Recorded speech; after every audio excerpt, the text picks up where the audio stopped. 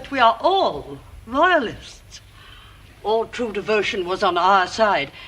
Isn't that so, Villefort?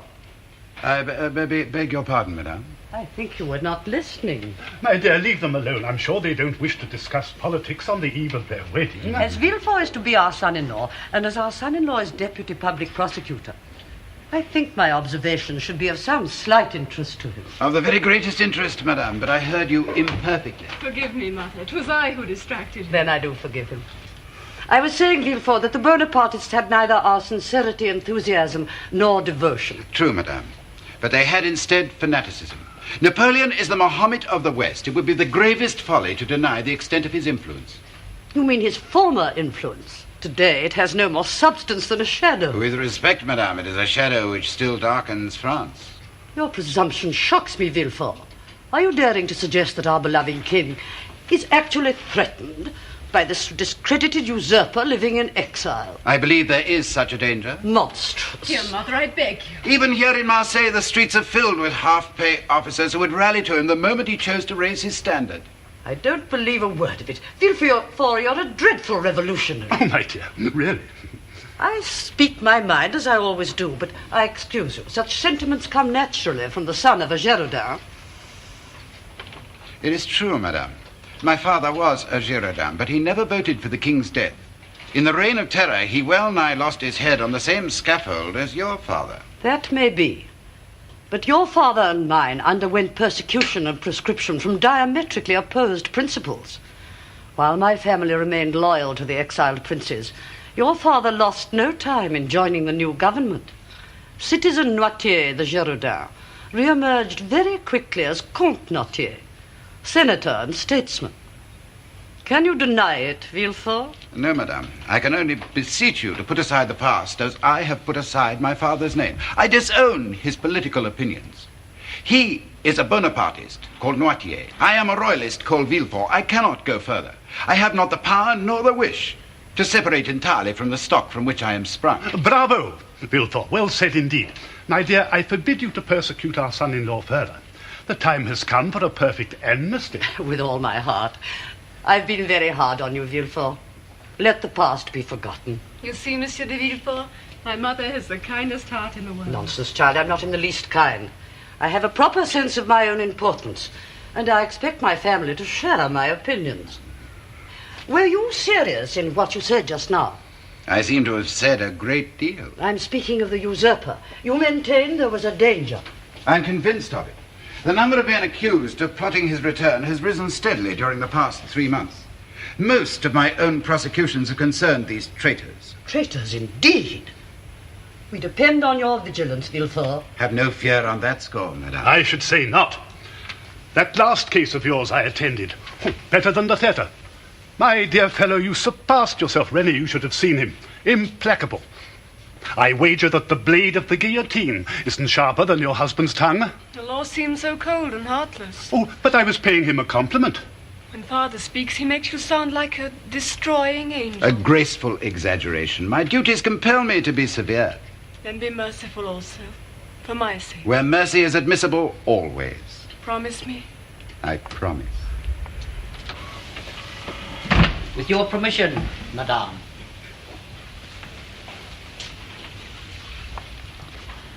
I am summoned to the office of the Procureur du Roi.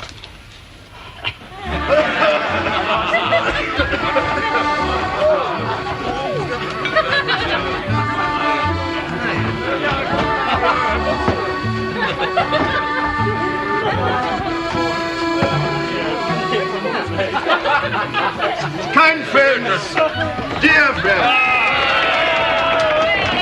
I ask you to join me in drinking to the health of our charming bride and bridegroom. May God bless them as I do, and bring them every joy and every happiness. Oh, bless him.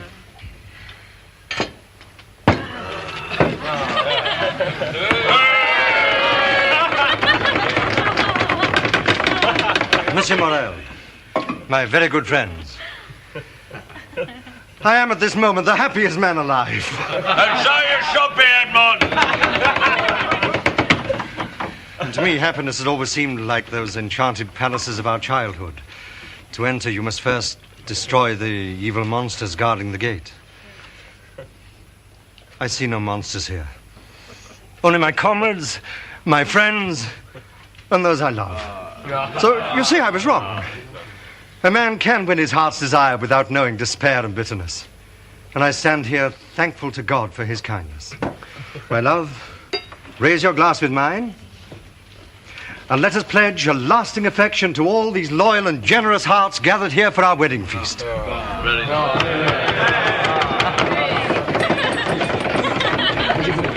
Oh, I've something more to say.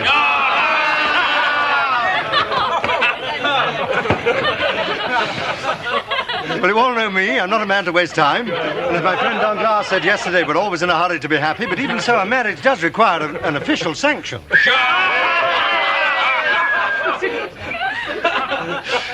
Mercedes and I had thought to have the ceremony this evening. You mean it's been delayed? No, I do not. On the contrary, within the hour we shall be man and wife. In the hour? The contract, the settlement. How is it possible? Oh, bless you. Mercedes has got no fortune, and I've got nothing to settle on her, so our contract was soon written out. Monsieur Morel has made everything possible. And it's thanks to him that every difficulty has been overcome. At 3 o'clock, the mayor of Marseille will be waiting for us at the Hôtel de Ville. Oh, it's 2:30 now. Yes, time to set forth. Bravo, Edmond! He's a downright good fellow. Hurrah for Captain Dante! Are you ready, Mercedes? I'm ready.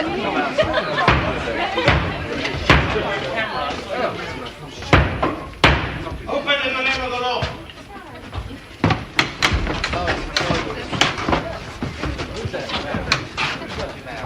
What is the reason for this unexpected visit?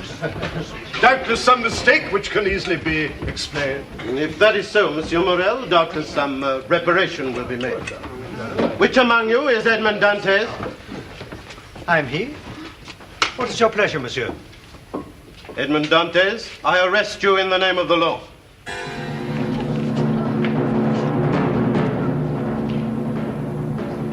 Well, where is he? In the anteroom, monsieur. The guard have just brought him in. And the evidence? Did you find the letter? I can't say, monsieur. I simply carried out your instructions. My men searched his cabin on the Pharaon and his apartment in the Rue Sanac.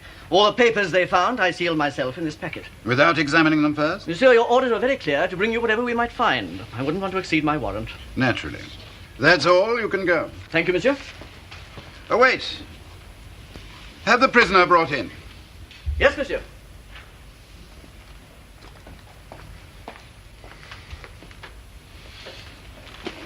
Who and what are you? I'm Edmond Dantès, captain of the ship Pharaon belonging to Morel and Son of Marseille. Get out. What were you doing when you were arrested? I was at my wedding feast, monsieur. At your wedding feast? Yes, monsieur. We're due to be married in 15 minutes' time. That is unfortunate. I am sorry. Did you serve with the usurper? No. I was about to be called into the Marines when he fell.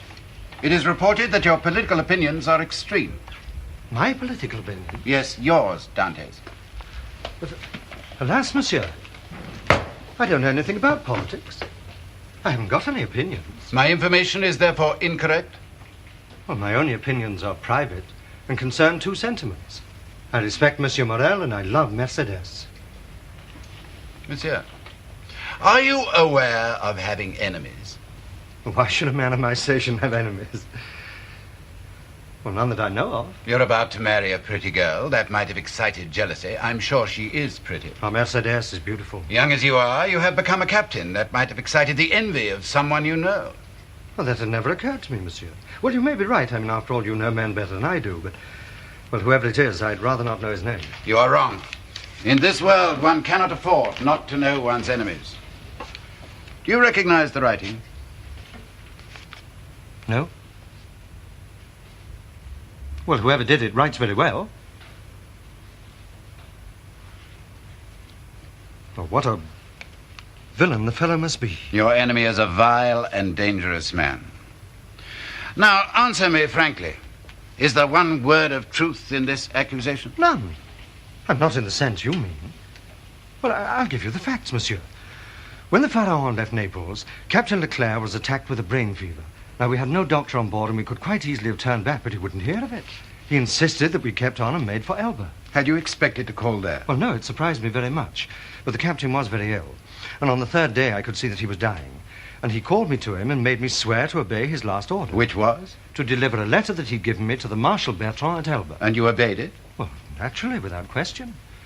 And he also added that the Grand Marshal might give me another letter in return to deliver in Paris. Did the Grand Marshal give you this second letter? Well, yes, he did. And I was going to take it to Paris tomorrow. Well, Captain Dantes, I believe you. If you have been culpable, it was at worst imprudent. Give me the letter you have brought from Elba and go and rejoin your friend. Why, you have it already, monsieur. It's with the other papers that were taken from me. Am I free now? To whom is it addressed? Monsieur Noirtier, Rue Coqueron, Paris. Monsieur Noirtier, number 13, Rue Coqueron. Why, yes. And you know him, then? No. A faithful servant of the king does not know conspirators. This is a conspiracy? But I've already told you, however, monsieur, that I'm entirely ignorant of what the letter possessed. Yes, but you know the name of the person to whom it was addressed. Well, I was forced to read the address to know who to give it to. Have you shown this letter to anyone? To no one, on my honor. Everybody is ignorant that you are the bearer of a letter from the Isle of Elba addressed to Monsieur Noirtier? Everybody. Except the person who gave it to me. Well, what's the matter, monsieur? And do you doubt me? Well, question me. I'll answer you. Sir, I am no longer able, as I had hoped, to restore you to liberty immediately. Oh, but monsieur... But I have confidence in you, and have shown it in my behavior towards you. Yes, monsieur, you have been more of a friend than a judge.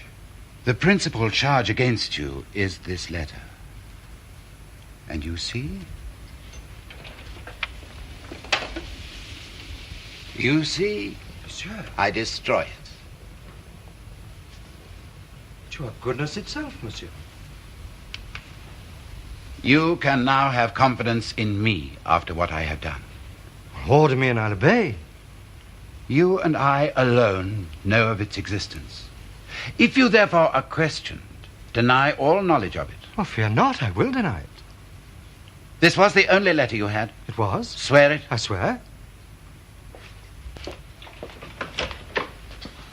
He is to be detained in the Palais de Justice until this evening. Go with him. Yes, monsieur.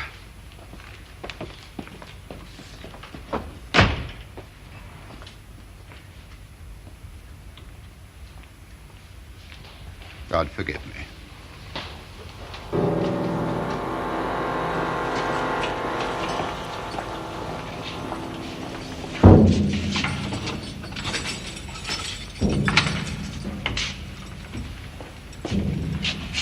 Look at that. He must have a good conscience. Here, you! Wake up! Am I free? Not yet. You're to come with us. On whose orders? The Deputy Public Prosecutor. Oh, then I'm ready.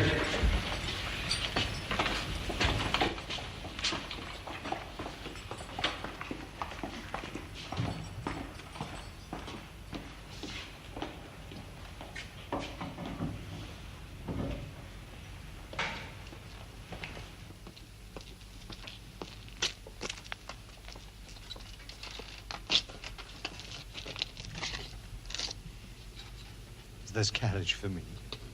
Yeah, this carriage is for you.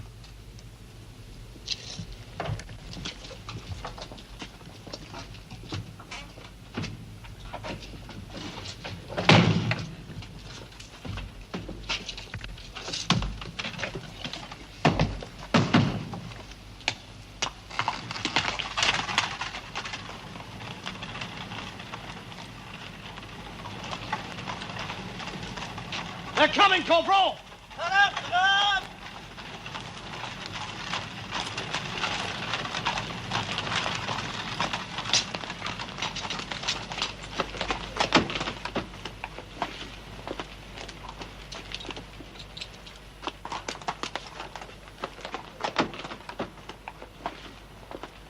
Quick, march!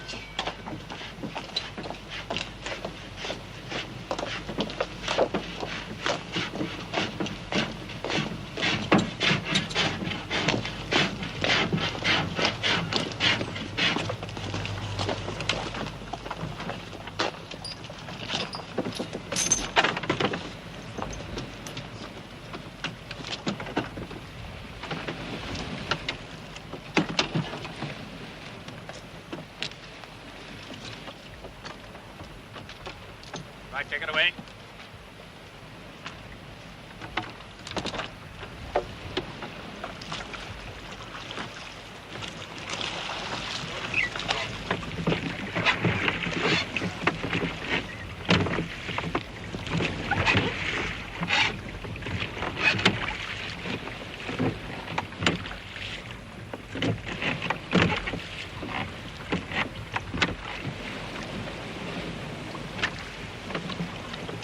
We're going out to sea.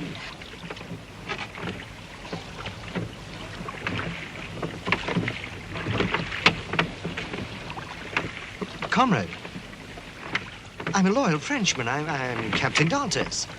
I swear to you, if you tell me where we're going, I will submit to my fate. Go on. There's no harm in telling him now. Ah, you're a native of Marseille, a sailor. You must know where we're going. That's the shuttle.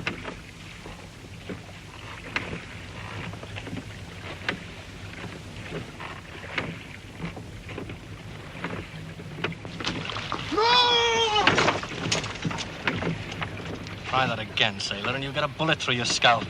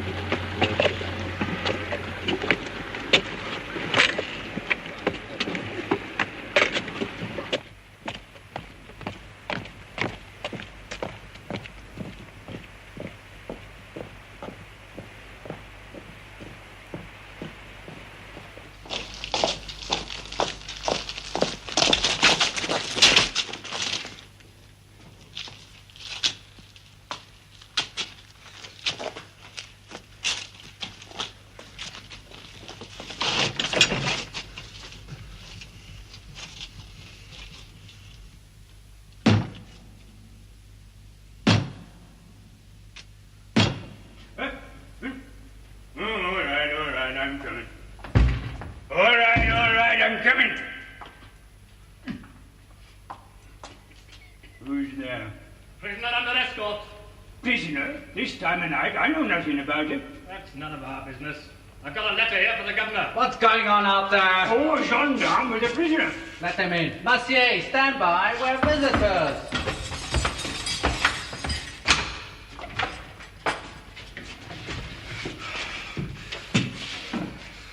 And who is this? Another traitor. I warn you, he's a desperate fella. Wanted to swim back to Marseille. Well, they all feel like that when they know they're coming here. No man ever broke free from this place. I've a letter for the governor. It's late to disturb him now. I'll give it to him in the morning. What about the prisoner? Jules, show this gentleman to his room. Monsieur, you go with them. You'll have to sign for him, Corporal. Coming to the guard room first, you shall have a glass of wine, and then you shall have my signature. Well, I won't say no to that after that. Come on, yes, monsieur. the drink's just the thing.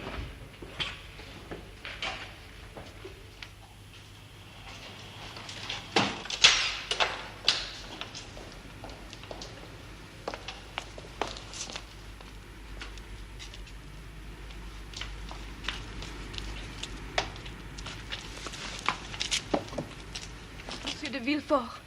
Yes, mademoiselle, I'm he. To whom have I the honor? I am the bride of Captain Dantes. Oh, yes. I cannot help you, mademoiselle. Oh, but you must. You must. He's done nothing wrong. I'm sorry to disagree with you, mademoiselle. The young man you speak of is a great criminal. Edmond, a criminal. It isn't true. You're making a dreadful mistake, monsieur. I do not make mistakes. I judge only on the evidence before me. Then the evidence lies. I am in haste. There is nothing I can do for Edmond Have Monte. pity, monsieur. At least tell me where he is. We were to have been married today. I am sorry for you. I can only repeat, I cannot help you. But he is alive. But tell me he will not die. I can tell you nothing, for I do not know. He is no longer in my hands.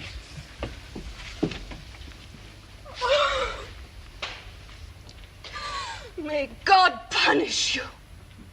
You are the criminal. So you're the new bird in the cage. Have you slept? I don't know. Are you hungry? Well, is there anything you want? I wish to see the governor. I'm afraid that's not possible. I must see the governor. Look, I know how it is on your first day here. You must have courage. I'll always do what I can for Then you. take me to the governor. I've already told you that's not I possible. wish to see the governor. Don't try my patience too hard, or you'll get nothing. Not even food. Now, look, if you carry on like this, you'll be mad in a fortnight. If you behave yourself, you'll have leave to walk about the fortress. Sooner or later, you'll meet the governor. If he chooses to talk with you, well, that's his affair. How long must I wait? Hard to say. A month? 6 months? A year? Too long. I must see him now. No, I must see him now. Do you understand? Look, next time you're in Marseille, find out a young girl named Mercedes. She lives in the Catalan. Look, I'll give you 100 crowns if you'll just tell her where I am. That's all I'm asking of you. You ask too much. If she knows you, you can be sure she's under police surveillance. If I was but seen talking to her, oh no, I couldn't risk it. I'll kill you!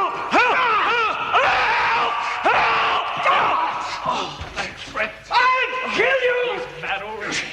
You shall see, old governor. We have a madman here. Shall we take him to the governor? Yeah, sure, by all means, let's take him to the governor. I shan't feel safe until we do. Get up.